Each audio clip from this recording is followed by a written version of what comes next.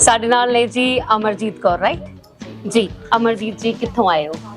Journey तो आई है। ਥੋੜਾ ਜਿਹਾ ਉੱਚੀ ਬੋਲੋਗੇ? अगे हो जाने ਨਹੀਂ ਅੱਗੇ ਨਾਲ ਨਹੀਂ ਹੁੰਦਾ, ਤੁਸੀਂ ਥੋੜਾ ਜਿਹਾ ਉੱਚੀ ਬੋਲੋ। जर्नी तो आई है मैं ਜੀ। ਇੱਥੇ ਇੰਡੀਆ ਡਿਸਟ੍ਰਿਕਟ ਪਟਿਆਲਾ ਰਾਜਪੁਰਾ ਤੋਂ ਆ। ਤੇ ਪ੍ਰੋਬਲਮ ਕੀ ਸੀ ਤੁਹਾਡੀ? ਮੈਨੂੰ ਸੈਟਿਕਾ ਦੀ ਪ੍ਰੋਬਲਮ ਸੀ। ਮੈਂ ਉਦੋਂ ਇੱਥੇ ਆਈ, ਮੈਂ ਉਸ ਤੋਂ ਪਹਿਲਾਂ ਦੀ ਆ ਰਹੀ ਐਕਚੁਅਲੀ। ਅੱਛਾ। ਛੋਟੀਆਂ ਪ੍ਰੋਬਲਮਾਂ ਸੀ ਪਹਿਲਾਂ। ਮੇਨ ਪ੍ਰੋਬਲਮ ਮੈਨੂੰ ਜਦੋਂ ਸੈਟਿਕਾ ਦੀ ਹੋਈ ਅੱਜ ਤੋਂ 2 ਸਾਲ ਪਹਿਲਾਂ, ਤਾਂ ਉਦੋਂ ਮੈਂ ਆਈ ਇੱਥੇ ਆ ਕੇ ਫਿਰ ਮੈਂ ਮੈਡੀਸਨ ਲਈ, ਤਾਂ ਮੈਨੂੰ 10 ਦਿਨ ਬਾਅਦ ਰਿਲੀਫ ਮਿਲਣਾ ਸ਼ੁਰੂ ਹੋ ਗਿਆ। ਤੇ ਜਦੋਂ ਕਿ ਉੱਥੋਂ ਮੈਂ 1.5 ਸਾਲ ਤੋਂ ਲੈ ਰਹੀ ਸੀਗੀ, ਤਾਂ ਡਾਕਟਰਾਂ ਨੇ ਆਪਰੇਸ਼ਨ ਦੱਸਿਆ ਸੀ। ਮੈਂ ਆਪਰੇਸ਼ਨ ਨਹੀਂ ਸੀ ਕਰਾਉਣਾ ਚਾਹੁੰਦੀ, ਤੇ ਫਿਰ ਇੱਥੇ ਆਈ। ਇੱਥੇ ਆ ਕੇ ਮੈਂ ਮੈਡੀਸਨ ਲਈ, ਤਾਂ ਉਹਨੇ ਮੈਨੂੰ 10-15 ਦਿਨ 'ਚ ਰਿਲੀਫ ਦੇਣਾ ਸ਼ੁਰੂ ਕਰਤਾ। ਮੈਨੂੰ ਕਿਹਾ ਸੀ ਕਿ 3 ਮਹੀਨੇ ਮੈਡੀਸਨ ਲੈਣੀ ਹੈ ਜੀ, ਤਾਂ 3 ਦੀ ਜਗ੍ਹਾ ਮੈਂ 4 ਮਹੀਨੇ ਲਈ। ਇਸ ਟਾਈਮ ਮੈਂ ਬਿਲਕੁਲ ਠੀਕ ਹਾਂ, ਮੈਨੂੰ ਮੁੜ ਕੇ ਦੁਬਾਰਾ ਪ੍ਰੋਬਲਮ ਨਹੀਂ ਹੋਈ ਹੈਗੀ ਜੀ। ਤਾਂ ਸੋ ਕਿੰਨੇ ਸਾਲ ਹੋ ਗਏ ਤੁਹਾਨੂੰ ਸਰ ਨਾਲ ਜੁੜਿਆ ਹੋਇਆ? ਮੈਨੂੰ 8-9 ਸਾਲ ਹੋ ਗਏ ਆ। 9 ਸਾਲ ਪਹਿਲਾਂ ਤੁਸੀਂ ਜਰਮਨੀ ਤੋਂ ਆਉਂਦੇ ਹੋ ਔਰ ਸ਼ਟਿਕਾ ਦੀ ਪ੍ਰੋਬਲਮ ਲੈ ਕੇ ਆਉਂਦੇ ਹੋ, ਜਿੱਥੇ ਡਾਕਟਰਸ ਨੇ ਕਿਹਾ ਸੀ ਆਪਰੇਟ ਹੋਏਗਾ, ਹੈ ਨਾ? ਸੈਟਿਕਾ ਦੀ ਤਾਂ ਹੁਣ 1.5 ਸਾਲ ਪਹਿਲਾਂ ਸੀ ਕਿ ਪਹਿਲਾਂ ਛੋਟੀਆਂ ਹੋਰ ਪ੍ਰੋਬਲਮਾਂ ਸੀਗੀਆਂ, ਪਲਸ ਦੀ ਪ੍ਰੋਬਲਮ ਹੋ ਗਈ ਜਾਂ ਇਸ ਤਰ੍ਹਾਂ ਛੋਟੀਆਂ, ਤਾਂ ਉਹ ਵੀ ਮੈਡੀਸਨ ਫਿਰ ਮੈਂ ਇੱਥੋਂ ਲੈ ਕੇ ਜਾਂਦੀ ਸੀ ਜੀ, ਕਿਉਂਕਿ ਉਸ ਨਾਲ ਮੈਨੂੰ ਬਹੁਤ ਛੇਤੀ ਰਿਲੀਫ ਮਿਲਦਾ ਸੀ। ਸਾਈਡ ਇਫੈਕਟ ਵੀ ਨਹੀਂ ਹੁੰਦਾ ਕੋਈ। ਐਲੋਪੈਥੀ ਨਾਲ ਸਾਈਡ ਇਫੈਕਟ ਬਹੁਤ ਸੀ, ਤਾਂ ਮੈਂ ਸ਼ੁਰੂ ਤੋਂ ਹੀ ਆਯੁਰਵੇਦ ਦੀ ਫੈਨ ਸੀ। ਓਕੇ। ਤਾਂ ਫਿਰ ਜਦੋਂ ਗੋਇਲ ਸਾਹਿਬ ਨੂੰ ਮੈਂ YouTube ਤੇ ਦੇਖਿਆ, ਫਿਰ ਮੈਂ 9 ਸਾਲ ਪਹਿਲਾਂ ਮੈਂ ਇੱਥੇ ਆਉਣਾ ਚਾਹਿਆ। 9 ਸਾਲ ਤੋਂ ਲੈ ਕੇ ਅੱਜ ਤੱਕ ਕਿੰਨਾ ਕੁ ਫਰਕ ਲੱਗਾ ਤੁਹਾਨੂੰ? ਮੈਨੂੰ ਹਮੇਸ਼ਾ ਹੀ ਫਰਕ ਲੱਗਿਆ। ਮੈਂ ਜਿਹੜੀ ਚੀਜ਼ ਵੀ ਲੈ ਕੇ ਗਈ ਹਾਂ, ਮੈਂ ਤਾਂ ਸਭ ਨੂੰ, ਜਰਮਨੀ 'ਚ ਵੀ ਸਭ ਨੂੰ ਕਹਿੰਦੀ ਹਾਂ, ਆਪਣੀ ਫਰੈਂਡ ਸਰਕਲ, ਤੁਸੀਂ ਇੰਡੀਆ ਜਾਓ ਤਾਂ ਇੱਥੋਂ ਮੈਡੀਸਨ ਲੈ ਕੇ ਆਓ, ਬਹੁਤ ਛੇਤੀ ਆਰਾਮ ਆਉਂਦਾ ਹੈ। ਗੋਇਲ ਸਾਹਿਬ ਨੂੰ ਜਦੋਂ ਅੱਜ ਤੋਂ 9 ਸਾਲ ਪਹਿਲਾਂ ਮਿਲੇ ਸੀ ਤੇ ਅੱਜ ਕਿੰਨਾ ਕੁ ਉਹਨਾਂ ਦੇ ਔਰ ਇਹ ਸਿਸਟਮ ਦੇ ਵਿੱਚ ਕਿੰਨਾ ਕੁ ਫਰਕ? ਬਹੁਤ ਜ਼ਮੀਨ ਅਸਮਾਨ ਦਾ ਫਰਕ ਆ ਗਿਆ।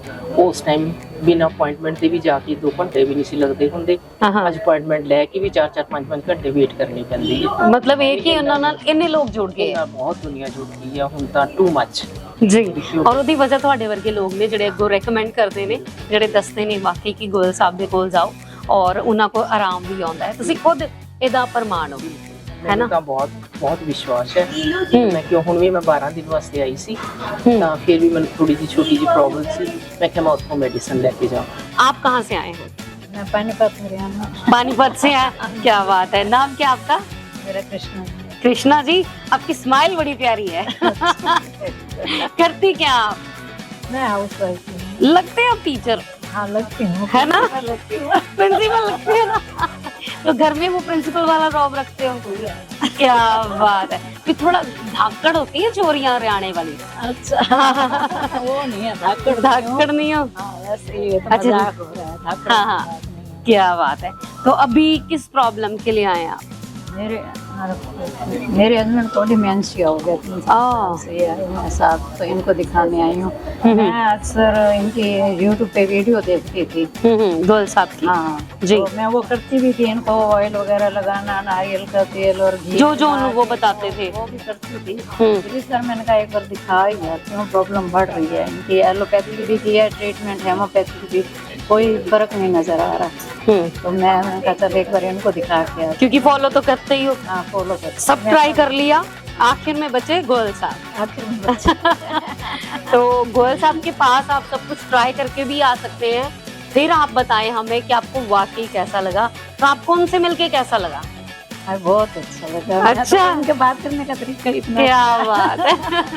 नहीं बहुत सॉफ्ट है। मैंने हालांकि अपना भी कह दिया, मेरे तो बैग में पेन रहती है, तो उन्होंने दवाई लिख दिया फटाफट। हालांकि मैंने स्लिप भी नहीं बनवाई थी अपने। अच्छा। हाँ मैंने अपनी सिस्टर का पूछा, वो भी बता दिया। क्या बात है। नहीं तो कोई डॉक्टर नहीं ऐसे बताते सही। हाँ, आप वो आगे जवाब देते होते हैं, आप अपनी बात करो जी। हाँ, है ना? इतने में इतना ही मिलेगा।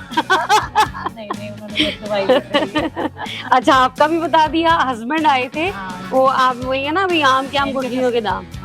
हस्बैंड का मैंने अपनी स्लीप इसलिए नहीं बनवाई थी, मैंने कहा जाकर एक बार पहले माहौल देखिए। हाँ, माहौल देखिए कैसे हैं। क्योंकि मैंने किसी से पूछा भी नहीं था, मैंने सिर्फ यूट्यूब पे वीडियो देखी। मैंने कहा किससे पूछूं भाई, किसने कराया किसने नहीं कराया। मैंने कहा मैं खुद भी जाके ट्राई करती हूँ। खुद ही ट्राई करना, वही है ना, जब आप खुद इन चीजों को देखते हैं, करते हैं, फिर आपको विश्वास होता है। लग रहा है फर्क पड़ जाएगा अंकल को भी, आपको भी? और मेरे को है तो सही बहुत विश्वास है, इसलिए आई हूँ, ऐसे इतना पैसा फोन लगाते हैं। गोयल साहब के बारे में क्या कहना चाहेंगे? देखो वीडियो पे तो जो मैं देखती हूँ यूट्यूब पे इनके मेरे को बहुत अच्छे लगते हैं। हाँ। बाकी अब मेरे को आराम आएगा तो फिर मैं इनके बारे में पूरा बताऊंगी ना। पर अभी मिलके कैसा लगा? जैसा वीडियो मिल के तो बहुत अच्छा लगा, बहुत अच्छे से बात करी है उन्होंने, बहुत सॉफ्ट नेचर के हैं, बहुत गुस्से वाले नहीं है वैसे। क्या बात है जी। सो बहुत बहुत शुक्रिया आपका, thank you so much, thank you.